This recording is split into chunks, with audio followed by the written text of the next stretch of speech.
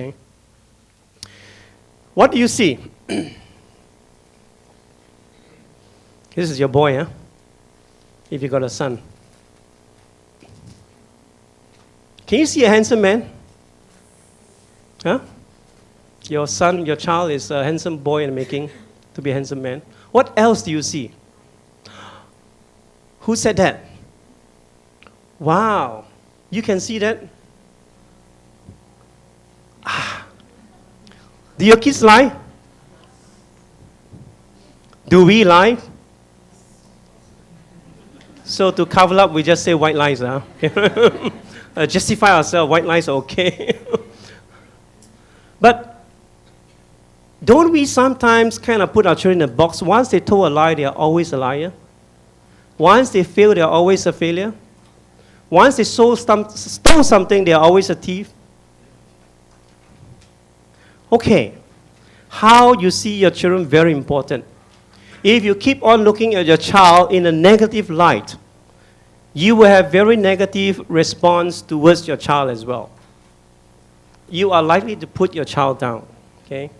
But if you see your child as a handsome man in the making, I'm so sorry, I went backwards. Handsome man in the making, and someone who is full of potential, you will raise your child with that kind of approach as well. Makes a huge difference, okay? So how you look at your child, very important. What you see is very important because how you see your teen is how you treat him or her. Now, those of you who are parents of teens, when you were young, you will have watched the earliest musical called My Fair Lady. In My Fair Lady, Professor Higgins had a project. He believes that he can train a flower girl. Flower girl in those days are the lowliest class in society. They sell flowers in the street. They are rough and uncouth, and they do not know how to speak well. So Professor Higgins had this project that he believed that he can train a flower girl to be a lady. A lady is somebody well-educated and polite and has class. The way to train is to train her to speak well and talk well, and he succeeded in those. However, he failed to help Eliza Doolittle feel like a lady, and this is what she said. Let's watch this.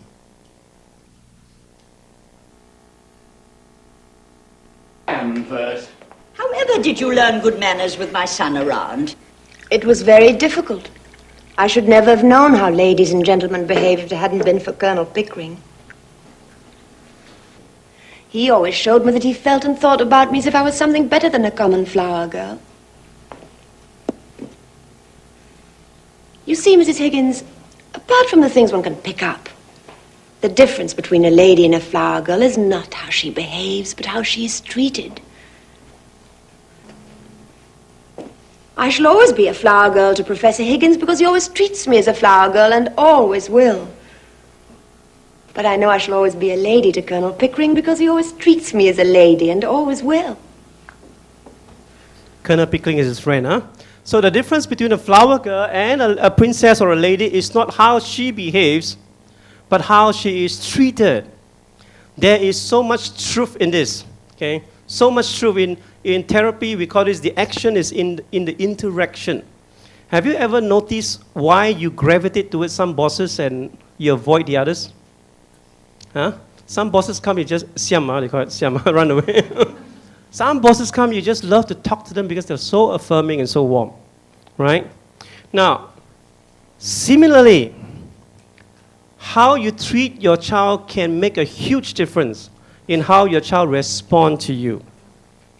If you're a warm, nurturing parent, you have a child who loves to be around you as well, okay?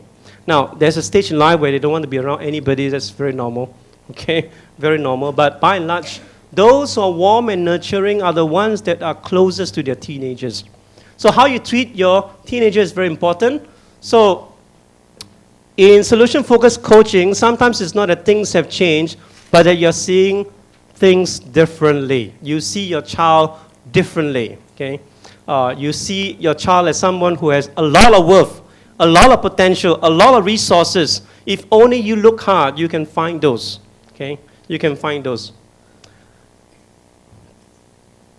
Okay, what has your child done well? Let's list 3 things your child in this school. This is not your school, so just name one child and then think of one teenager and then list 3 things this child has done well. Just now we listed the things we've done well. Now list 3 things your child has done well. Okay, you wrote 3 things that your son or your daughter is good at, okay, has done well. I'd like you to share just one thing to your neighbor, okay? Just turn to your neighbor and say, my teen has done well in this, just one thing. Turn around and share one thing. Now that you're comfortable talking about what's right with your teen, today, don't wait till tomorrow, okay?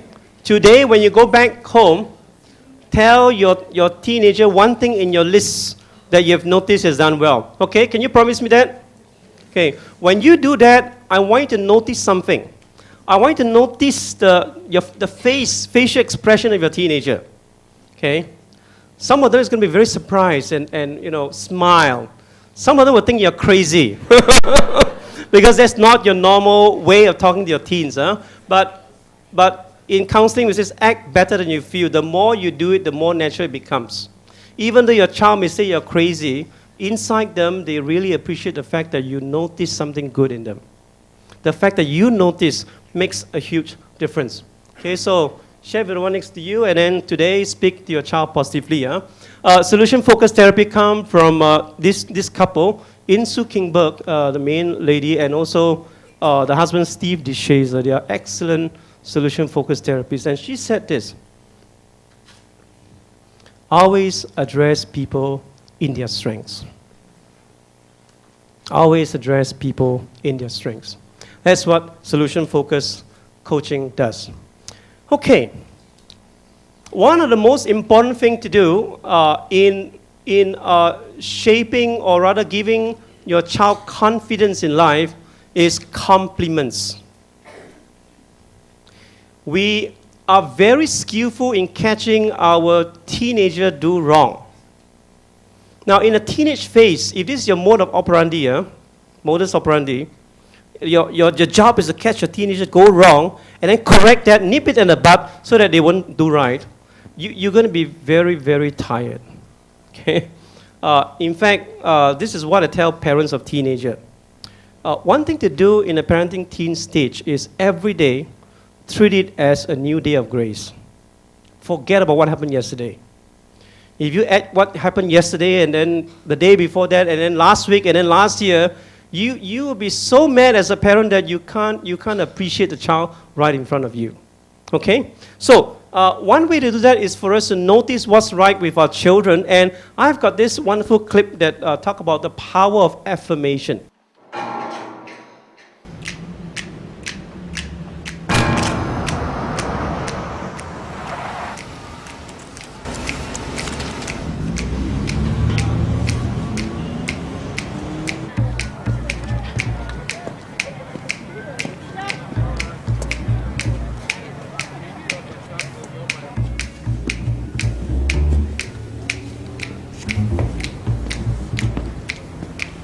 I'm here to get validated. You are awesome. Excuse me? You have an amazing face.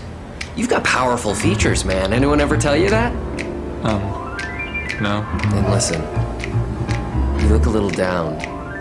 And it may seem like sometimes people don't understand you. But someday, man, someday, people are gonna see you for what you really are. You really think so? Absolutely. You are great. Need a validation, please? You are great, ma'am. You have amazing cheekbones. Really?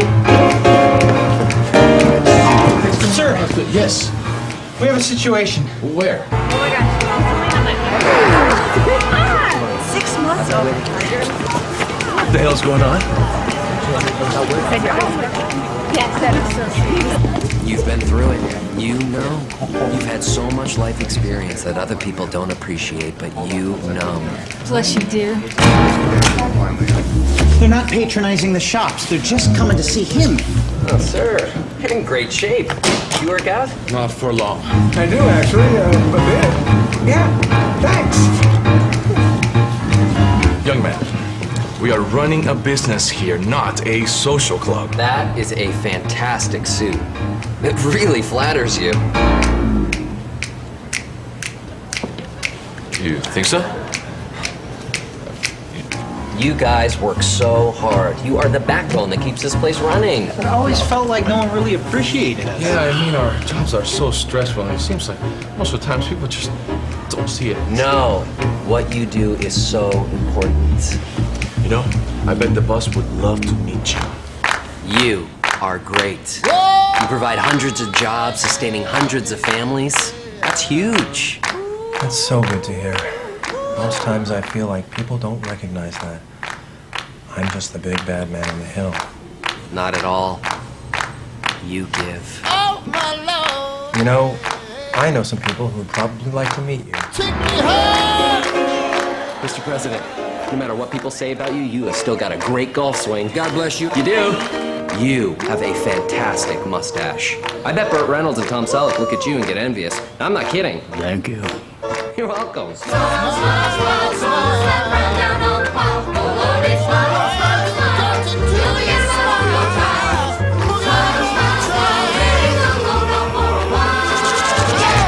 Hugh Newman, a man who is changing the world with free parking and free compliments. New leaf. A very big new leaf. Your license is expired, sir. That is why you're great at what you do. You are so thorough. Really? You think so? Hugh, what is your secret? I just love to see people smile.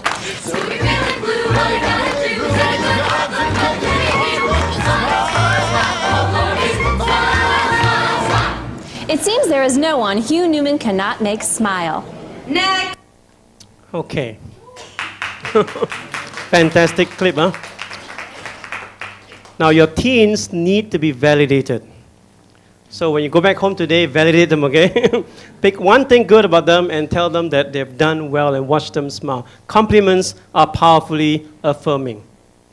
Okay, let me show you one way to compliment, okay? This is fantastic. I've taught this to many parents in different schools. Huh? If you have a hard time complimenting, this is what you can do. So our task is to catch them do right. So the moment you saw your teens do something right, for example, you know, teenagers wake up, they don't pack their beds, right? If you have a maid, they expect the maid to pack for them. If they don't have a maid, they just leave it like that until the evening, okay? And then suddenly one day, out of the blue, your son or daughter start packing the bed. You seize the moment and catch him do right and you compliment. This is what you do, huh? So the first thing you do is exclamation of wonder in simple terms means, wow, I'm so impressed. Can you see that? Wow, I'm so impressed. Now, when you as a parent say something like this, you're telling a teenager, I noticed something good in you, okay? I noticed something good that you've done. Wow, I'm so impressed. Now, don't stop there. We typically stop right there. For some of us to say this is a major accomplishment. But if you go one step further, you will accomplish a whole lot more in affirming your child. Now, you declare how difficult it is. Simply term means that's not easy. Okay? That's not easy. So repeat after me. That's not easy. So this phrase, let your teenager know that he has accomplished no small task. It's difficult. You recognize that. Okay? Then finally, I think this is most important. We often miss this out. You ask, how did you do it? How did you, repeat after me, how did you do it? Now, why do we ask, how did you do it? Reflect on the action. So you are asking a teenager to reflect on what he has done right. Now, it is one thing for you to acknowledge your child doing right. It is quite another thing for your child to know that he has done something right. Okay? 2 years back, my daughter, who went to the primary school where this principal is, he was Sec 2 already, and she came back and says, Dad, I've done better this year. Year-end results, so you bring me a report book. So I said, okay, let me take a look at the report book. Actually, I don't look at report book very much, except for the progress, for the progress. So I look at the report book, wow, across the board she has done well. So I asked her the first question. I says, first I complimented her. I says, indeed, you have done really well. I'm so proud of you. Then I asked her, how did you do that? Okay, how did you do that? What did you do to have these good results? First answer she gave me was, oh, this year I actually make notes out of every chapter I studied. Then I said, oh, so when you make notes out of every chapter you studied, you will do well. Now my second question, you will know by now, just now I make you say a few times. What else? What else did you do to have these good results? She said, oh, she memorized the notes that she has made this year. So she did well. So when you make notes and memorize them, you do better.